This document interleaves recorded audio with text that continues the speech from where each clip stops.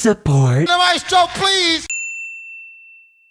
Looks like May's streak is finally broken. Only 2 as opposed to 4 new albums to talk about this week. This'll be for the week of May 23rd, 2026. On This Damn Music back in 1971, Sticky Fingers, the Rolling Stones' 9th studio album, would get to #1 on the US Billboard 200. It would actually be the first time that the Tongue and Lips logo would be used on the inner sleeve of the album, originally designed by John Pash in 1970. You know, Josh Groban actually has a new album out, and I'm surprised it actually didn't chart on the classical chart. It was listed solely as a pop album. Don't mean a thing if it ain't got that swing. I swear to God, we're so close to getting a Christmas-less jazz chart, but that Charlie Brown Christmas is actually going up. It went from 24 to 23. Singing. I love rock and roll. Almost had something to talk about here. Social Distortion's new album only got up to #6, though. It's bigger than hip hop, hip hop. She gets Chanel, oh well it all depends. You screaming, yeah, can't come for help from here. Studio album number 12 from Chris Brown. Quite the album.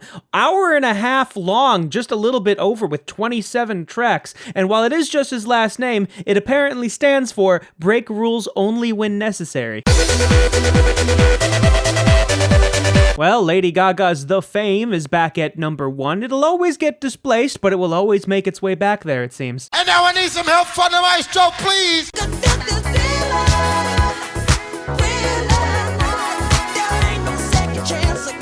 Oddly enough, the Michael movie soundtrack isn't even in the top 200 anymore. A lot of his other albums are, obviously Thriller and #1s, we've talked about those. Also The Essential Michael Jackson, which is just the big compilation, and Off a Wall, Dangerous, and Escape. But again, you'd think the soundtrack... That's what I want, that's what I want.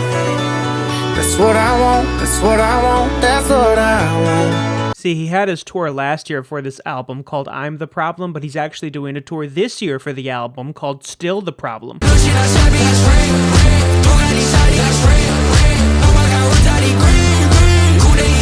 Second EP from K-pop group CORTIS, really going all in on the color theme. Their previous EP was Color Outside the Lines, and now we have Green Green, which is actually said in the track Red Red. So yeah, colors. Drinking Jack all by myself.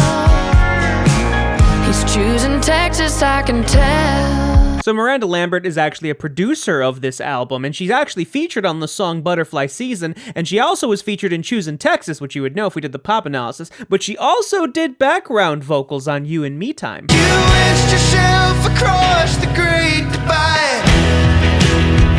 We drove in. Considering how many versions Stick Season had, I imagine we're going to get a lot more versions of The Great Divide as well. May has got 1 week left. If we at least get 6 new albums next week, then we'll at least have averaged 4 per week. And now I need some help from the maestro, please! Maestro!